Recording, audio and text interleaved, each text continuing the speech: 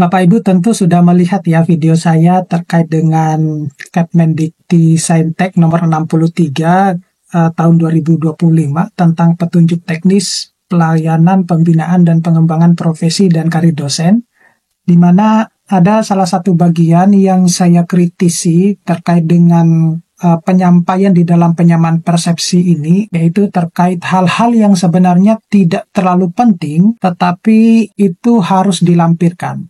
Dan pada akhirnya, ketika Bapak Ibu sudah berkomentar, banyak kemudian ada yang berkomentar di Instagram saya, termasuk di YouTube saya, dan ternyata hal tersebut sudah memakan korban. Nah, korbannya seperti apa? Korbannya yaitu ajuan ke guru besar dan lektor kepalanya ditolak hanya gara-gara dokumen yang menurut saya tidak penting untuk dilampirkan. Nah, tetapi ada juga beberapa komentar yang menyetujui sebenarnya hal itu harus dilampirkan. Nah, saya akan membahas ini secara detail. Pada intinya kita saling belajar untuk memahami sebenarnya seperti apa otoritas seorang editor jurnal untuk mempublikasikan artikel-artikel kita. Kemudian bagaimana kita sebenarnya mempelajari atau harus mengetahui yang namanya integritas akademik, di mana di dalamnya salah satunya membahas tentang etika publikasi. Nah, kemudian terkait dengan apa yang saya pernah sampaikan, yaitu dokumen-dokumen yang sebenarnya tidak penting harus dilampirkan, tetapi harus dilampirkan, yang pada akhirnya itu membawa dampak besar ke beberapa dosen yang saat ini pengajuan guru besar dan lektor kepalanya itu ditolak. Nah, yang berkomentar tentang setuju dengan hal tersebut ya mungkin belum merasakan apa yang dirasakan oleh teman-teman dosen. Jadi langsung saja Bapak Ibu kita bahas yang maksud dokumen yang saya maksud itu, untuk mempersingkat sebenarnya dan saya menjelaskan lebih mendalam terkait dengan kenapa ini seharusnya tidak dibutuhkan gitu ya. Nah, kenapa demikian? Coba kalau kita lihat ya. Nah, di sini Bapak Ibu. Nah, di bukti pendukung ini itu adalah kalau kita mengajukan artikel ilmiah ke salah satu jurnal kemudian untuk dipublikasikan, maka dan ketika artikel kita itu sudah terbit ya, sudah publish secara online, maka semua ini itu sudah memenuhi bukti-bukti atau sudah memenuhi standar yang telah ditetapkan oleh jurnal tersebut. Nah, tapi sebelum saya membahas ini Bapak Ibu, coba kita lihat dulu ya komentar dari salah satu komentar yang ajuan penolakan guru besarnya itu ditolak. Nanti saya akan memberikan penjelasan kepada mungkin ya ini bisa menjadi sharing ilmu, terutama teman-teman dosen yang menjadi asesor PAK. Nah, jadi kalau kita lihat di sini Bapak Ibu di komentarnya ini, di sini disebutkan ini dari Ida Susilawati ya, bukti pendukung dokumen korespondensi tidak ada manfaatnya, tidak ada urgensinya, justru menjadi celah yang menghambat. Pengajuan guru besar saya ditolak di level fakultas karena artikel ilmiah. Nah, ini Bapak Ibu ya. Nah, antara lain skop jurnal tidak spesifik. Nah, ini juga yang menjadi masalah di Indonesia ini. Kemudian ya, proses review 1 kali. Nah, ini juga menjadi juga masalah. Kemudian tidak ada review konten. Proses review sangat cepat, 5 bulan.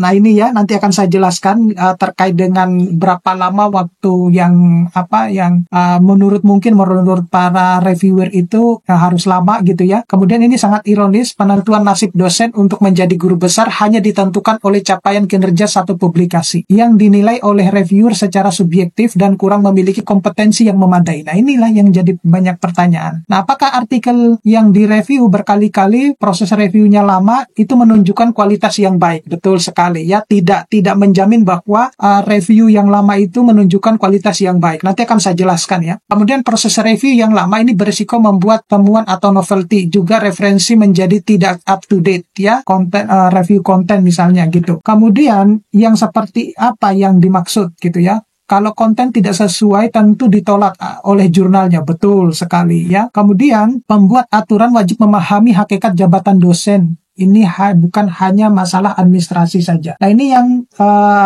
sudah memakan korban. Tetapi ada yang juga berkomentar terkait dengan dia malah menjawab bahwa ajuan artikel itu harus ada kesalahan substansinya, ya. Bila substansi tidak ada revisi, artikel nggak layak begitu. Nah, ini dia belum pernah merasakan atau mungkin belum pernah menemukan bahwa adalah orang-orang yang artikelnya itu bisa publish tanpa harus melalui proses review eksternal, ya. Jadi kemudian saya jawab di sini kan, kemudian dia bilang bahwa silakan cermati ketentuan tentang keharusan melampirkan permintaan revisi oleh editor atau review jurnal, ya. Kemudian bukti revisi yang dilakukan. Ini kan yang diminta itu kan para reviewer, bukan editor jurnal. Ya, nanti saya akan jelaskan secara lengkap bagaimana tahap-tahapannya. Nah, ya, kemudian ada yang tidak setuju juga dengan pernyataan saya terkait dengan hal tersebut. Jadi dia berkomentar panjang, gini ya. Jadi ketidaksetujuan itu terkait dengan syarat khusus yang harus melampirkan bukti korespondensi, bukti plagiat dan lain. Menurut pendapat saya, hal tersebut bukti-bukti dari proses submit hingga terbit naskah pada jurnal sangat perlu, ya, karena mungkin yang bersangkutan belum merasakan, gitu ya, untuk diperiksa mengingat banyak jurnal-jurnal predator. Nah, ini salahnya siapa? Salahnya penulis. Kenapa harus mempublish jurnalnya ke jurnal predator kalau sudah tahu jurnal itu predator? Makanya sering-sering ikut webinar saya terkait dengan penulisan artikel ilmiah jurnal internasional, karena saya biasanya blak-blakan membongkar semua jurnal-jurnal yang selayaknya tidak harus Bapak Ibu publish ke jurnal tersebut, yang menerima artikel tanpa proses review alias hanya pembayaran dari penulis. Enggak juga sebenarnya. Saya itu juga ada jurnal saya yang kemudian discontinue, itu prosesnya juga lama, dilakukan dengan proses review, tapi beberapa tahun kemudian itu didiscontinue. Jadi syarat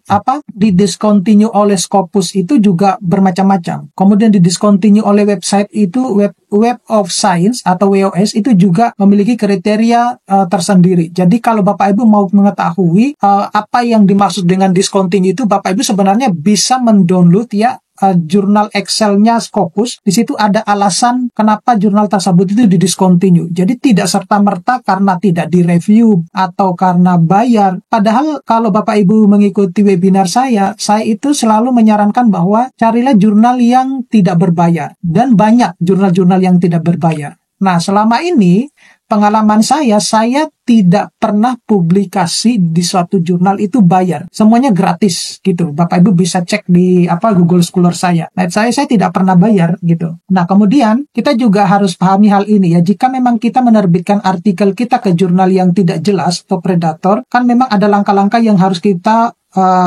penulis selalu lakukan ya, yaitu mulai dari submit, menerima hasil review, dan memperbaiki artikel sesuai dengan hasil review lalu publish gitu ya. Tinggal kita foto, tangkap, artinya dia screenshot ya, layar saja bukti tersebut. Apa susahnya? Ya mungkin kalau bagi dosen yang masih muda, ya nggak masalah, saya sebenarnya nggak masalah. Tetapi bagaimana dengan dosen-dosen yang kapasitas teknologinya sudah berkurang gitu ya, artinya kemampuan untuk mencari informasi itu sudah tidak atau kemampuan teknologinya sudah berkurang lah gitu ya. Jika ada kontra masalah penyediaan bukti-bukti tersebut, saya malah curiga bahwa artikel kita yang masuk ke jurnal predator hanya membayar lalu naskah langsung terbit tanpa ada hasil review. Saya jelaskan dulu ya. Yang namanya publikasi itu banyak jurnal-jurnal yang menyediakan publikasi gratis, Bapak Ibu. Ya, nah kita tinggal pintar-pintarnya saja mencari publikasi yang gratis. Nah di webinar-webinar saya terkait dengan penulisan artikel ilmiah itu saya selalu membongkar semuanya bahwa ini loh jurnal-jurnal yang gratis itu seperti ini. Cuman saya waktu itu memang belum menunjukkan cara submitnya biar kita itu mendapatkan publikasi yang gratis gitu ya. Itu seperti itu. Nah, saya contohkan di salah satu jurnal saya. Ini terlihat bahwa jurnal ini tuh berbayar, tetapi saya tidak bayar sepeser pun yang baru terbit di bulan ini ya, pada saat saya membuat video ini itu baru terbit di 2025 ini. Jadi kalau Bapak Ibu lihat ya, itu jurnalnya berbayar, open access, tapi saya kok tidak bayar. Jadi saya kembalikan lagi ke internet. Nah, ini salah satu jurnal saya yang baru terbit Bapak Ibu ya. Bapak Ibu lihat ini bahkan masih in press jurnal pre-fruit ya. Ini artinya kita sudah melakukan pengecekan tahap akhir. Kalau nanti kalau sudah selesai, itu sudah tidak ada lagi in press jurnal pre-proof ya ini. Jadi ini sudah bulan April tahun 2025. Jadi kalau kita lihat, kalau kita klik di sini Bapak Ibu ya, ini ada nama saya di sini. Ini saya bold ya. Nah, kalau kita lihat di sini, ini kan open access ya, open access. Kalau Bapak Ibu bayar, kalau Bapak Ibu tidak jeli, Bapak Ibu harus bayar 1.100. Bapak Ibu harus bayar 1.100 ini. Tetapi kenapa kok saya bisa gratis gitu? Itu ada tekniknya gitu. Jadi tidak semua jurnal yang harus bayar tergolong predator, enggak juga. Tidak semua jurnal yang tanpa direview itu predator, enggak juga. Kita di sini ya, di luar negeri itu ada mata kuliah yang namanya teknik penulisan artikel ilmiah, dan biasanya itu adalah ada dosen-dosen tamu yang mereka itu bisa dikatakan sudah jago dalam menulis. Nah, kita harus lulus di mata kuliah tersebut kalau mau mengambil disertasi gitu ya. Seringkali dosen-dosen tamu tersebut itu adalah mereka-mereka yang bahkan sudah berpengalaman proses artikelnya itu tanpa melalui proses review eksternal. Jadi sudah langsung diputuskan oleh tim editor, langsung terbit gitu. Nah, itu yang mungkin Bapak Ibu tidak mendapatkannya di Indonesia semacam itu. Nah, nanti saya juga akan menunjukkan bahwa ada sebenarnya artikel-artikel itu yang tidak sebenarnya diatur di dalam peraturan di Indonesia, tetapi seringkali terjadi di lingkungan akademisi. Kemudian terkait dengan yang namanya lamanya publikasi, seperti komentarnya YouTube saya tadi itu, bahwa di dalam tidak ada aturan baku ya, tidak ada aturan yang mengharuskan bahwa prosesnya itu harus lama, kemudian itu kemudian dinyatakan bahwa jurnal itu bagus gitu. Enggak. Jadi yang namanya cepat atau tidaknya artikel kita itu publish ya, itu haknya prerogatif dari editor jurnal gitu. Dia mau mempercepat artikel itu publish atau enggak, itu hak-haknya para editor jurnal. Kita tidak bisa memiliki ketentuan bahwa atau kemudian memutuskan bahwa ini loh, jurnal yang baik itu harus proses reviewnya itu seperti ini, kemudian lama baru diterbitkan. Tidak seperti itu Bapak Ibu. Bahkan saya pernah hanya cuma menjalani 1 round gitu. Itu jadi ada yang hanya cuma sekali revisi, kemudian ada yang 2 kali revisi. Itu tergantung dari konten, apakah kita sudah bisa memuaskan para review untuk menjawab atau merespon komentar-komentar tersebut gitu. Nah, kalau misalnya tidak memuaskan para reviewer, itu kita akan diberikan kesempatan, nah itu yang disebut masuk ke round 2 gitu. Nah, kalau misalnya belum lagi puas, kita akan masuk ke round 3. Seperti itu, sampai mereka puas dengan jawaban yang mereka minta gitu. Terkait dengan apakah artikel yang lama diproses itu bagus atau tidak, tidak seperti itu. Coba saya tunjukkan contoh-contohnya Bapak Ibu. Bapak Ibu tahu ya, pada saat COVID itu cepat sekali tuh artikel-artikel itu publish ya. Ini saya contohkan. Kenapa pada saat COVID itu artikel-artikel itu cepat publish? Ya karena memang topiknya lagi up to date pada waktu itu. Lagi hangat-hangatnya gitu. Sehingga para jurnal itu berlomba-lomba untuk memberikan informasi secepat mungkin kepada pembaca, di mana informasi itu sangat berguna untuk para pembaca. Jadi Bapak Ibu, kuncinya kalau kita mau menulis internasional jurnal itu, biar publish itu ada nilai kebaruan, ada informasi penting yang kita share ya kepada pembaca. Nah, coba kita lihat di sini ya. Di sini bahkan hanya cuma 1 bulan. Ini jadi diterima atau disubmit itu tanggal 4 Juni ya. Kemudian direvisi Juli. Jadi nggak sampai 1 bulan lebih ya. Masuk 1 bulan lebih, 1 bulan 3 hari gitu. Kemudian diterimanya itu Agustus. Hanya cuma berapa bulan? Cuma 2 bulan Bapak Ibu. Jadi tidak ada ketentuan, jangan membuat aturan-aturan sendiri bahwa artikel itu harus proses reviewnya harus lama. Tidak ada semacam itu Bapak Ibu. Itu hak prerogatifnya para editor jurnal. Nah, kemudian ini yang di MDPI ya. Ini kan jurnal-jurnal yang populer ya kalau di Indonesia ya. Padahal kalau di luar negeri ini nggak begitu populer. Nah, ini kan jurnal MDPI ya. Nah, ini jurnal MDPI ini dia di submitnya tanggal 28 Juli ya. Kemudian direvisinya itu Agustus. Kemudian diterimanya publish secara online-nya itu 26 Agustus. Tahunnya sama gitu, 2020. Nah, belum puas lagi saya berikan contoh yang lain. Ini yang Elsevier. Elsevier itu juga ini hanya cuma disubmitnya tanggal 3 November 2024, kemudian direvisinya 4 Desember tahun 2024, kemudian terbit secara online-nya itu 15 Desember 2024. Nah, makanya Bapak Ibu, penting kita memahami yang namanya first decision ketika kita mensubmit jurnal. Contohnya seperti apa? Contohnya seperti ini ya, jurnal Chemical Engineering ya. Kalau kita lihat ya, jurnal ini kan jurnal yang bagus dengan impact factor 13,4. Ini kalau kita publish di sini itu suatu kebanggaan yang luar biasa ini. Dengan impact factor yang tinggi gini. Mau publish di impact factor yang 0, sekian saja itu susahnya minta ampun. Apalagi yang impact factornya sudah 13. Coba kita lihat di sini. Makanya kalau di webinar saya itu seringkali saya sampaikan bahwa pentingnya Bapak Ibu sebelum submit itu juga harus memperhatikan yang namanya first decision. Nah, kalau kita lihat di sini, first decision itu hanya cuma 15 hari. Gitu. Dia akan melihat artikel kita itu apakah layak untuk dilanjutkan atau tidak itu dalam waktu 15 hari, bahkan kurang dari 15 hari. Nah, kalau dilempar ke review eksternal, maka prosesnya itu segini, 69 hari, bahkan kurang. Nah, kebetulan pengalaman saya sebagai reviewer, itu saya biasanya cuma dikasih waktu hanya cuma 2 minggu oleh editor jurnal.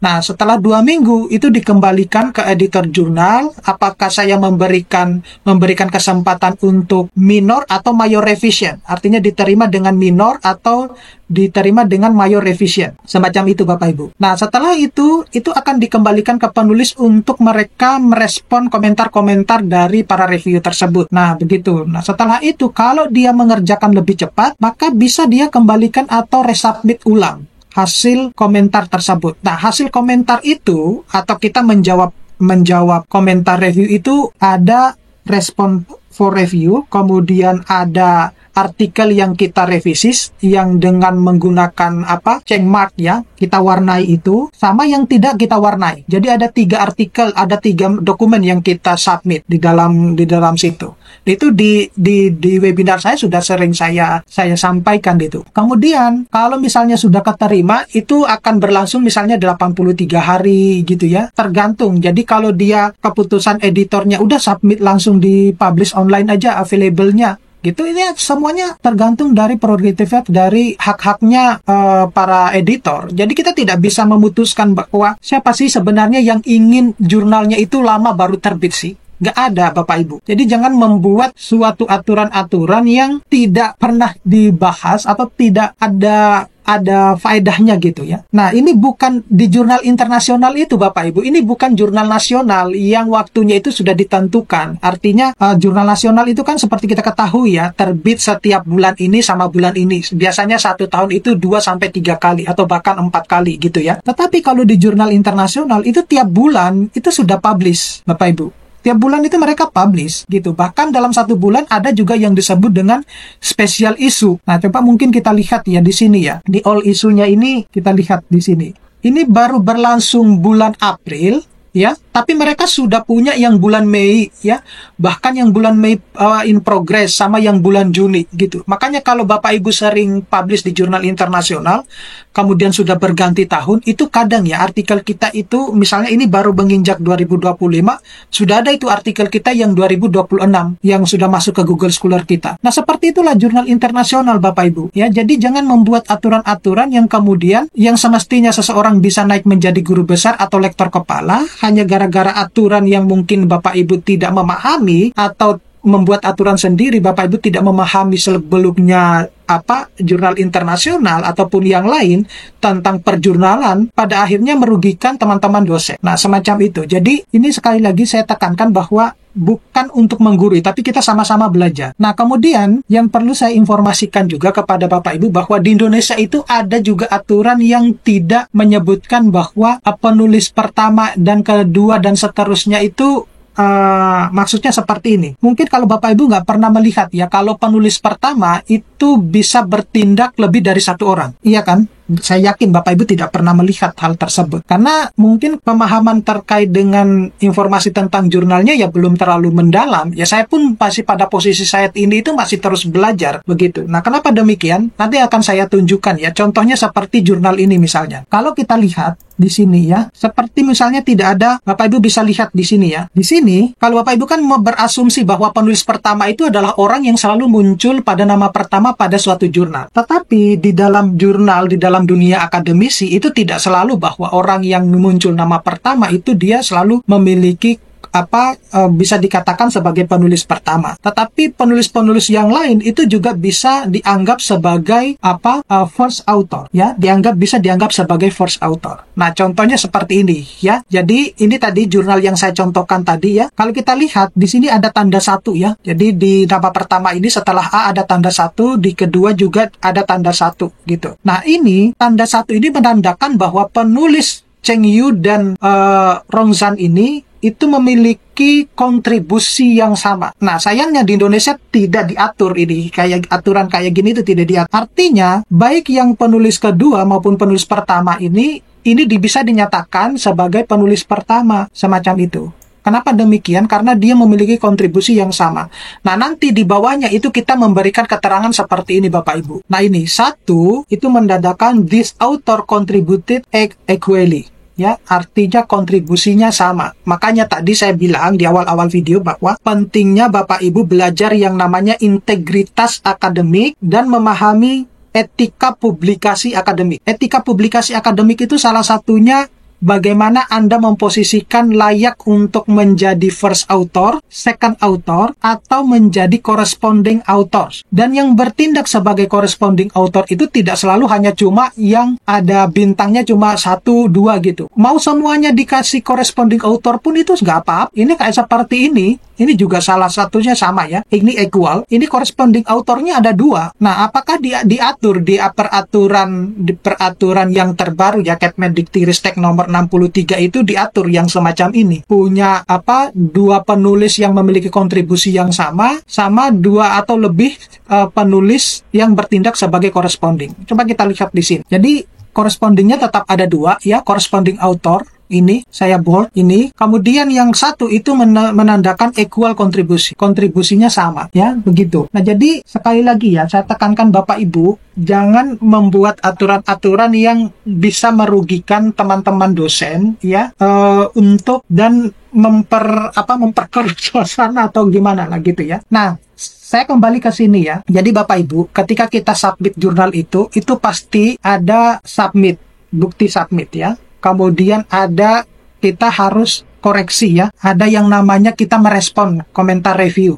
Ya ini. Ya, komentar review itu bisa ada round 1, round 2, macam-macam. Tergantung dari kepuasan review terhadap respon yang kita berikan. Nah, ini yang dimaksud dengan respon. Bukti respon, review. Ya, itu ada buktinya juga. Itu ada bukti responnya. Mungkin saya bisa contohkan ya, respon review itu seperti apa. Saya contohkan saja yang respon review saya ya, biar Bapak Ibu itu sebenarnya ini sudah pernah saya bahas di mana, di jurnal-jurnal di ketika webinar saya sih. Nanti saya akan tunjukkan responnya seperti apa ya, mungkin itu yang Bapak Ibu maksud ya. Saya contohkan saja yang jurnal internasional saya aja. Nah, jadi kalau Bapak Ibu lihat di sini ya, ini adalah salah satu contoh jurnal saya yang sudah terbit. Bagaimana saya mempersiapkan hal-hal yang dibutuhkan di dalam sebuah jurnal ya. Jadi ada manuskripnya, kemudian ada yang ini kebetulan dia 2 round. Jadi saya mengalami revisinya 2 kali gitu ya. Nah, ini ada respon review round 1 ini, R1 itu maksudnya round 1, ada juga yang round 2 gitu. Ini akan saya perlihatkan ya seperti apa respon review itu ya. Nah, ini Bapak Ibu contohnya respon review itu ya, yang saya lakukan ya seperti ini. Jadi kan ini komentar review 1 ya kayak gitu. Nah, kemudian baru kita memberikan respon semacam ini. Yang Bapak Ibu butuhkan itu kan seperti ini kan, yang harus dilampirkan itu, yang padahal tidak terlalu penting sebenarnya. Tadi saya bilang bahwa bagi saya itu tidak masalah karena saya memiliki dokumennya. Nah, tetapi bagaimana dengan teman-teman dosen yang misalnya ya, contoh misalnya, Anda kolaborasi dengan universitas internasional yang ada di luar negeri gitu ya. Anda berkolaborasi misalnya. Nah, kemudian pada saat di review, kemudian Anda harus merespon komentar reviewnya, ternyata dia semua yang mereview. Ya, dia semua yang merespon. Kemudian seiring berjalannya waktu, respon ini kemudian sudah dihilangkan tuh sama teman saudara itu yang ada di dalam artikel saudara gitu. Nah, bagaimana kemudian Anda mau membuktikan hal tersebut kalau kemudian artikelnya sudah terbit, kemudian Anda belum diberikan dokumen respon dari review tersebut. Kalau misalnya sewaktu-waktu Anda lupa memintanya. Bagaimana itu? Nah, itu yang hal-hal yang semacam itu yang saya jaga gitu. Jadi tidak ada hal-hal yang sebenarnya tidak begitu penting, tetapi tetap harus dilampirkan gitu loh. Ini yang buat saya itu, ya saya pun begini ya. Kalau misalnya saya berkolaborasi dengan penulis-penulis luar negeri, ya saya sebisanya, karena kebanyakan ya karena kita memiliki kontribusi ya. Kebetulan yang paper saya yang kemarin itu bukan hanya cuma menulis, tapi saya juga yang merevisinya. Untuk round 1, round 2-nya baru teman saya. Jadi semuanya saya kumpulkan semuanya. Nah itu. Nah tetapi kalau yang dosen-dosen yang lain apakah melakukan hal yang sama semacam itu? Nah kalau misalnya mungkin kalau Anda berkolaborasi sesama teman-teman di Indonesia, ya mungkin bisa didapatkan. Tetapi kalau kita sudah punya kolega networking di tingkat internasional ya dalam penulisan artikel ilmiah, hal-hal yang semacam ini itu tidak perlu harus dibuktikan gitu. Yang penting itu adalah publish. Nah, dan yang perlu Bapak Ibu ketahui bahwa ketika artikel kita publish itu berarti dia sudah memenuhi standar yang ditentukan oleh pemilik jurnal. Kemudian yang kedua itu ada kontribusi keilmuan, ada knowledge contribution yang kita berikan untuk pembaca. Itu loh yang terpenting. Jadi kita tidak perlu harus membuktikan kontribusi keilmuan itu kepada asesor, pada asesor PAK. Buat apa? Nggak perlu. Kemudian terkait dengan literatur review. Nah ini saya juga bingung ya, kenapa kok literatur review itu tidak boleh dijadikan sebagai syarat khusus atau mungkin pengajuan ke jabatan akademik dosen. Saya beri contoh ya Bapak Ibu ya. Yang namanya literatur review itu jauh lebih sulit daripada penulisan artikel penelitian. Nah, ada yang bilang bahwa literatur review itu tidak membutuhkan novelty. Kata siapa? Yang namanya jurnal kalau publish itu harus ada novelty-nya. Nggak ada jurnal-jurnal yang publish itu tidak ada novelty-nya. Bahkan untuk yang short communication itu juga harus ada novelty-nya. Bahkan ada juga yang jurnal-jurnal kita hanya cuma menampilkan komentar-komentar reviewer. Itu juga,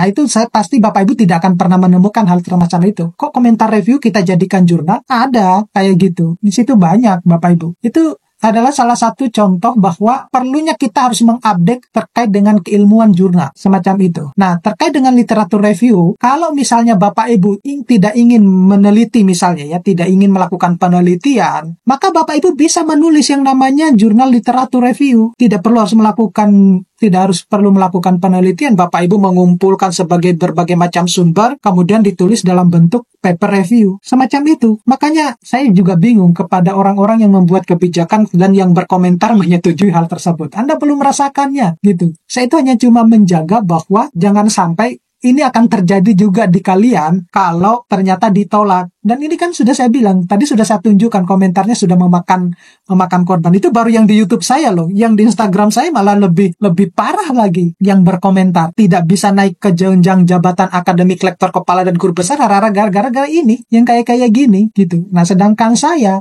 beberapa jurnal, ya saya punya hal yang semacam ini, bukti pendukung ini saya punya. Tetapi ada juga jurnal-jurnal saya yang sebelum aturan ini terbit, jurnal-jurnal saya yang terbit di sebelum tahun 2022, ya saya nggak punya semacam ini, terutama yang untuk yang reviewer gitu. Karena bagi saya, ya ketika itu sudah publish berarti satu sudah memenuhi standar dari jurnal yang ditetapkan. Termasuk di dalamnya itu adalah plagiarisme Bapak Ibu. Saya sejujurnya ya, ketika saya submit ke jurnal internasional itu tidak pernah saya melampirkan hasil plagiasinya. Tidak pernah. Karena mereka punya sistem tersendiri semacam itu. Tetapi saya selalu mengeceknya plagiasinya. Tetapi kemudian tidak kemudian dijadikan sebagai sesuatu hal yang utama gitu ya. Yang perlu Bapak Ibu ketahui bahwa ketika kita publish ke jurnal internasional itu, ataupun ke jurnal manapun, baik nasional juga, itu ada nilai keilmuan. Nah, coba Anda Bapak Ibu yang publish di jurnal, kita buka-bukaan saja deh, yang jurnal nasional itu, ya kalau meskipun kita sudah terbantukan ya, dari Sinta 1 sampai Sinta 6 itu ya, kita juga sudah terbantukan di situ ya. Kadang kalau kita baca jurnal-jurnal Sinta itu, seringkali terjadi lonjakan logika. Jadi belum selesai kalimat itu sudah pindah ke kalimat yang lain, yang tidak nyambung gitu. Saya juga bingung siapa yang nge-reviewnya semacam itu. Jadi ya silakan Bapak Ibu berkomentar terkait dengan video saya yang ini. Sekali lagi yang namanya keilmuan itu kita perlu kolaborasi bukan hanya pada satu lingkup negara saja, tetapi dengan lingkup negara yang lain. Oke? Mudah-mudahan ini bisa membantu teman-teman yang lain, termasuk teman-teman yang sudah mereview dokumen-dokumen teman-teman yang menolak untuk naik pangkat ke lektor kepala dan guru besar. Kita sharing-sharing ilmu, ya silakan Anda berkomentar, nanti saya akan diskusikan lebih dalam, saya pelajari, nanti kita akan sharing-sharing lagi. Terima kasih, saya akhiri. Assalamualaikum warahmatullahi wabarakatuh.